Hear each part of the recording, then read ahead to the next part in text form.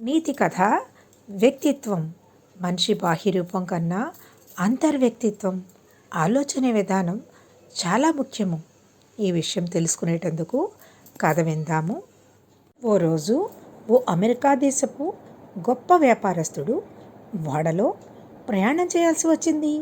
అతడి వద్ద బంగారం, గడియారంతో పాటు ఎక్కువ విలువ చేసే వస్తువులున్నాయి. అతడికి ఇవ్వబడిన గదిలో భారతీయ వ్యాపారస్తుడు కూడా ఉన్నాడు. అతడు బట్టతల, బారు మీసాలు, విశాల నేత్రాలతో చూడడానికి గంభీరంగా ఉన్నాడు.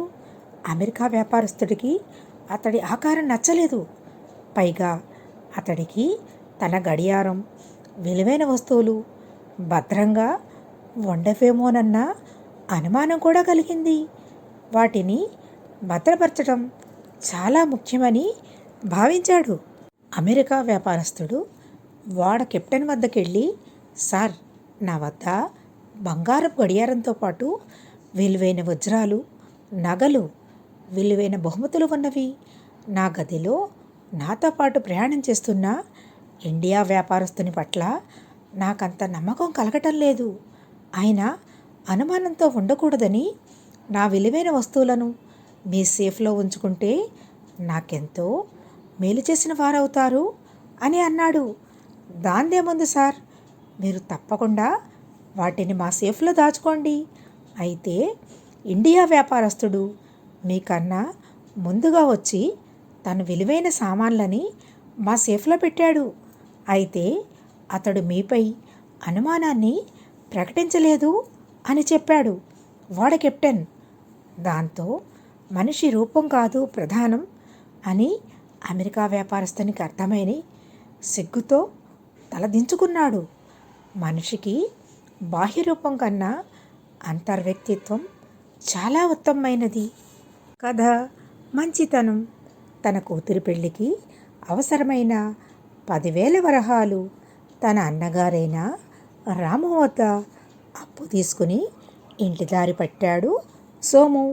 మధ్యదారిలో కొంత అడవి మార్గం, బందిపోటు దొంగల భయం, అయినా తోడెవరు దొరక్కపోవటంతో ఒంటరిగానే బయలుదేరాడు. అకస్మాత్తుగా అతడు భయపడిందంతా జరిగింది. అడవి మధ్యకి రాగానే దొంగలు చుట్టుముట్టి మర్యాదగా నీ దగ్గరున్న డబ్బు మొత్తం ఇవ్వు అన్నారు. వెంటనే సోము 10,000 వరహాల మూట విప్పి వారి ముందు పెట్టాడు. అయ్యా, ఓ ఆడపిల్ల కన్యాదానం విడిపించడానికి అప్పుగా తీసుకెళ్తున్నాను. వీటిని కొల్లగొట్టి ఆ పెళ్ళి పాడు చేసేటంత దుర్మార్గులు మీరు కాదు అని అనుకుంటున్నాను అన్నాడు. వాళ్ళు ఈ మాటకు కొంచెం ఆలోచించుకున్నారు. మీకు ఆడపిల్లలున్నారు కదా, కాదంటారా? ఈ డబ్బు తీసుకుని నన్ను చంపేయండి. ఆ తర్వాత నా కూతురి జీవితం ఏమైనా నిన్ను చూడపోను అన్నాడు విరక్తిగా. వాళ్ళ మీద సోము మాటలు బాగా పనిచేశాయి. కనీసం ఒక్కడితోనైనా మంచివారు అనిపించుకోవాలని, సరే వెళ్ళు, ఆడపిల్ల పెళ్ళి చెడగొట్టేంత దుర్మార్గులం కాదు, ఈ 100 వరహాలు కూడా పట్టుకెళ్ళి అన్నల బహుమతి అని చెల్లాయికివ్వు అని 100 వరహాలు ఇచ్చారు. తన లౌక్యం పనిచేసినందుకు సంతోషపడుతూ సోము వారిచ్చిన వరహాలు కూడా తీసుకుని పోరుదారి పట్టాడు. మన మంచితనమే మనల్ని ఎల్లప్పుడూ కాపాడుతుంది. Thank you.